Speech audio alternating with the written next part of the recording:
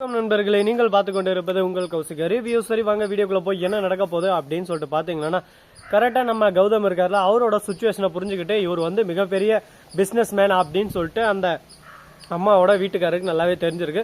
கொஞ்ச நாளைக்கு முன்னாடி நம்ம பிள்ளைக்கு வந்து நம்ம காசு இல்லை, காலேஜ் படிக்க அப்படின்னு சொல்லிட்டு எல்லாருக்கிட்டையும் உதவி கேட்டு அந்த சமயத்தில் கரெக்டாக இந்த தம்பி தான் நமக்கு உதவி செஞ்சு நம்ம இந்த அளவுக்கு வந்துக்கிறோம்னா அது காரணமே இந்த தம்பி தான் அப்படின்னு சொல்லிட்டு எல்லாத்தையும் சொல்றாங்க. இதை கேட்டது என்ன சொல்றது ஏது சொல்றதுன்னு சொல்லிட்டு தெரியாம என்னங்க சொல்றீங்க, நீங்க சொல்றதெல்லாம் உண்மையா? ஆமாமா, அந்த கௌதம் இண்டஸ்ட்ரின்னு சொன்னதே அது இவர்தாமா அப்படின்னு சொல்லிட்டு சொல்றாங்க. நான் மன்னிச்சிருங்க, நான் பண்ண தப்பு தான். வெளியே குடுகுன்னு ஓடி வந்து சார்னு கூப்பிட்டு அவங்க கிட்ட வந்து காலையில் இருந்து மன்னிப்பு கேட்கறாங்க. நாங்க இந்த டைமுக்கு இப்படி நாங்கள் வாழ்ந்துருக்கோம்னா அது காரணமே நீங்க தான், நீங்க போட்ட பிரச்சனை தான் இப்படி வாழ்ந்துன்னு இருக்கோம். ஆனா நான் அது தெரியாம உங்களை ரொம்பவே கேவலமா இழிவா பேசுறேன், என்ன மன்னிச்சிருங்க அப்படின்னு சொல்லிட்டு மன்னிப்பு கேட்கறாங்க.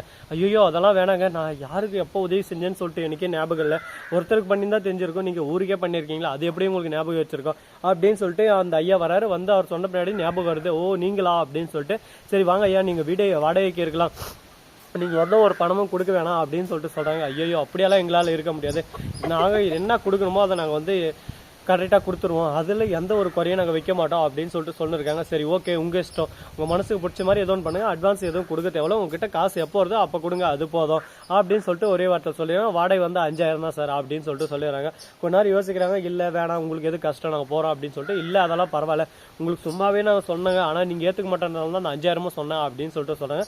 சரி ஓகேன்னு சொல்லிட்டு வீடு வாடகைக்கு எடுத்துறாங்க. இதுக்கப்புறம் என்ன நடக்குது அப்படின்னு சொல்லிட்டு பார்த்தீங்கன்னா, நம்ம கார்த்தி இருக்காருல, அவர் வந்து ஒரு பக்கம் அசிங்கப்பட்டு அவமானப்பட்டு துக்கப்பட்டு துயரப்பட்டு வேதனைப்பட்டு வந்து நின்று இருக்காரு. ஏன் எதனால அப்படின்னு சொல்லிட்டு பார்த்தீங்கன்னா, அவர் பண்ண தப்பு எல்லாமே அவரை தேடி வந்து அடிக்குன்னு சொல்லிட்டு சொன்னாங்கல்ல, அதுக்கு ஏற்ற மாதிரி அவர் பண்ண தப்பு அவர் வந்து அடின்னு அடிச்சு போச்சு. இப்போ வந்து எஸ்எஸ்கே பத்திரத்தை தூக்கினே நம்ம கார்த்தியை பார்க்க போறாங்க. கார்த்தி வெளியே வர்றாரு. வாங்கப்பா வாங்க வாங்க வாங்க, எப்போ வந்தீங்க, இப்பதான் வந்தீங்களான்னு சொல்லிட்டு வர வைக்கிறாங்க. இப்பதான்ப்பா வந்தேன், வந்ததோட மட்டும் இல்லாம ஒரு நல்ல செய்தியோட வந்திருக்கேன் அப்படின்னு சொல்லிட்டு சொல்றாங்க. என்னப்பா நல்ல செய்தி, சொல்லுங்க சொல்லுங்க அப்படின்னு சொல்லிட்டு கேட்க, உடனே ஒன்னும் இல்லப்பா, அந்த நல்ல செய்தி என்னன்னு சொல்லிட்டு பாத்தீங்கன்னா உன் சோழியை முடிக்கிறதாம்பா அப்படின்ற மாதிரி பேசிட்டு இருக்காங்க. என்னடா இது புதுசா இருக்கு, இது ஒன்றும் எனக்கு புரியலையே அப்படின்ற மாதிரி ஒரு பக்கம் கேள்வி எழுதுங்க. அந்த இடத்துல என்ன நடந்துச்சு ஏது நடந்துச்சு அப்படின்னு சொல்லிட்டு பாத்தீங்கன்னா, நம்ம கௌதம் இருக்காருல்ல, அவர் வந்து நான் சொன்ன மாதிரி தான் நடந்திருக்கு. எஸ்எஸ்கே மொத்த சொத்தையும் அவர் பேருக்கு மாத்தினாரு. இப்போ எஸ்எஸ்கே வந்து கார்த்திகை தப்பார் சொத்து எல்லாமே என் பேர்ல இருக்கு, நீயே வெளியே போயிரு. என்னப்பா பேசினீங்க, உங்களை தான் நான் நம்பின்னு இருந்தேன், மழை போல நீங்க திடீர்னு இப்படி பேசுறீங்க, என்னாச்சுப்பா உங்களுக்கு அப்படின்னு சொல்லிட்டு கேட்க, உடனே பாக்கணுமே, டேய் நான் என்ன உங்க நல்லத்துக்கு எல்லாத்தையும் பண்ணிட்டு இருந்தேன்னு சொல்லிட்டு நினைச்சேன், எனக்கு சொத்து தேவை, உன் குடும்பத்தை அழிக்கணும், நீ மறுபக்கம் அந்த கௌதம் எல்லாம் ஒண்ணுதான்டா எனக்கு, அவன் வேற நீ வேற இல்ல, உங்க எல்லாரையும் அழிக்கிறதா என்னோட டார்கெட்டு, அதுக்கான நேரம் அதுக்கான காலம் வரணும்னு சொல்லிட்டு காத்துன்னு இருந்தேன், அதுக்கான நேரம் அதுக்கான காலம் வந்துருச்சு, இதுக்கு மேல உங்களை சும்மா விட்டு வச்சு நினைக்கிறேன், இந்த சொத்தெல்லாம் மாறணும் அப்படின்னு சொல்லிட்டு வெயிட் பண்ணியிருந்தேன், உங்களை வச்ச கௌதமே மறுபக்கம் இலக்கியாவை துரத்த வச்சேன், இப்ப உங்க 2 பேரும் இந்த வீட்டை விட்டு துரத்த போறேன், அனாத நாய் மாதிரி போய் வெளியே நின்னுங்க அப்படின்னு சொல்லிட்டு அடிச்சு துரத்துறாங்க. என்ன பண்றதுன்னு சொல்லிட்டு தெரியாம, ஐயோ என்னடா இது, நம்ம வாழ்க்கையில இந்த அளவுக்கு ஒரு பக்கம் கஷ்டத்து மேல கஷ்டம் வந்துகிட்டே இருக்கே அப்படின்னு சொல்லிட்டு ரொம்பவே ஃபீலிங்ல இருக்காங்க. இந்த கஷ்டம் எவ்வளவு நாளைக்கு நீடிக்க போகுது அப்படின்னு சொல்லிட்டு பாத்தீங்க, கண்டிப்பா கொஞ்ச நாளைக்கு தாங்க. எந்த ஒரு சந்தோஷமான விஷயமோ எல்லாமே கொஞ்ச நாளைக்கு தான் நீடிக்கும், கஷ்டம் மட்டும் தொடர்ந்து வந்துகிட்டே தான் இருக்கும். ஆனா எல்லாத்தையும் ஏத்துக்கிட்டு இதெல்லாம் ஒரு கஷ்டமாடா அப்படின்னு சொல்லிட்டு ஒரு மலையை பாக்குறீங்க, அந்த மலையை வந்து சரின்னு முடிவு பண்றீங்க. அந்த சமயத்துல கரெக்டா அந்த பெருசா பார்க்க அடிமாட்டத்தை வந்து கொஞ்சம் கொஞ்சமா போறாங்க. அது போலதான் உங்களுக்கு வர நம்ம கௌதமுக்கு இப்போ வந்திருக்கிற பிரச்சனை அதே தான். மிக பிரச்சனை நினைக்காம சின்ன பிரச்சனை சொல்லிட்டு அவர் வாழ்க்கையில அடுத்தடுத்து ஃபர்ஸ்ட் எந்த மாதிரி முன்னேறினாரோ அது மாதிரி ஆரம்பிச்சாருன்னா அவருக்கு வெற்றி நிச்சயம். இப்ப கௌதமும் இலக்கியமா போய் மன்னிப்பு கேட்கணும் அப்படின்னு சொல்லிட்டு ஒரு பக்கம் மன்னிப்பு கேட்க போயின்னு இருக்காங்க. இப்போ என்ன நடக்க போகுது, மன்னிப்பு கேட்பாங்களா மாட்டாங்களா, என்ன நடக்க போகுது ஏது நடக்க போகுது அப்படின்னு சொல்லிட்டு பாத்தீங்கன்னா, கரெக்டா நம்ம கார்த்திகை அஞ்சலியும் வந்துடுறாங்க.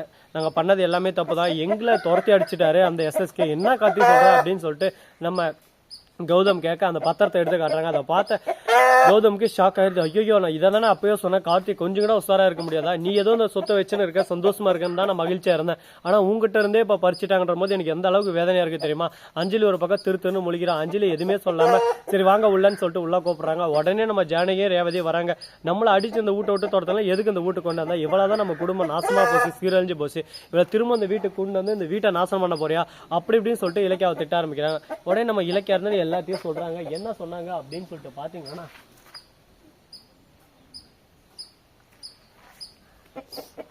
ஷாக்கிங்கான விஷயம் தாங்க சொல்றாங்க. அது என்னன்னு சொல்லிட்டு பாத்தீங்கன்னா அவங்க 2 பேரும் இப்ப நம்மளை நம்பி வந்திருக்காங்க. அது மட்டும் இல்லாம நம்ம குடும்பத்துல இருக்கிறவங்க ஏதோ தப்பு செஞ்சுட்டாங்க போயிட்டாங்கன்னு விட்டுற முடியாது. எல்லாம் ஒரு குடும்பம், நாம தான் நம்மளுக்குள்ள அப்படியே கொஞ்சம் கொஞ்சமா அட்ஜஸ்ட் பண்ணி போய் ஆகணும். அதை விட்டுட்டு நாம ஐயோ அவங்க தப்பு பண்ணிட்டாங்க நாமளும் தப்பு பண்ணலாம் அப்படின்னு சொல்லிட்டு யோசிச்சா யாரோட முட்டாள்தனம்? அது நம்மளோட முட்டாள்தனம் தான். அந்த முட்டாள்தனத்தை நம்ம செய்யணுமா சொல்லுங்க பார்க்கலாம் அப்படின்னு சொல்லிட்டு கேள்வி எழுப்புறது ஒரு பக்கம். அதனால அந்த கேள்வியை கேட்டதுல இருந்து இவங்களுக்கு ஒண்ணுமே புரியல. என்னடா இது இந்த மாதிரி ஒரு கேள்வியை கேட்டாங்களே, நமக்கே ஒரு பக்கம் அவமானமா இருக்கு, அசிங்கமா இருக்கே அப்படின்னு சொல்லிட்டு யோசிச்சுன்னு இருக்காங்க. இதுக்கப்புறம் அந்த பிரச்சனை வருமா வராதா, என்ன நடக்க போகுது, ஏது நடக்க போகுது அப்படின்ற ஒவ்வொரு விஷயத்தையும் நாம கண் கூட பார்த்து தெரிஞ்சுக்கதாங்க போறோம். அது மட்டும் இல்லாம மறுபக்கம் என்ன நடக்குதுன்னு சொல்லிட்டு பாத்தீங்கன்னா நம்ம கார்த்தி இருக்காருல, அவர் வந்து கால் உழுந்து மன்னிப்பு கேட்கிறாரு. நான் பண்ணது தப்பு, என்ன மன்னிச்சிருங்கன்னு சொல்லிட்டு. ஆனா கௌதம் எந்த ஒரு வார்த்தையும் சொல்லாம நீ என் தம்பிடா வாடா அப்படின்னு சொல்லிட்டு உள்ள கூட்டு போறாரு. இதுதாங்க பாசம். என்னதான் ரத்த சொந்தல நீ யாரா டே அனாதா பையல அப்படி இப்படின்னு சொல்லிட்டு நம்ம கௌதம கார்த்தி அசிங்கப்படுத்திருந்தாலும் கார்த்திக்கு ஒரு பிரச்சனை ஓடி வந்து நிக்கிறாரு பாத்தீங்களா. இதுதான் உண்மையான பாசம். அதெல்லாம் வெறும் காசுக்கான பாசம். அது நல்லாவே தெரியுது இவங்க 2 பேருக்கும் ரியலைஸ் பண்ற போது.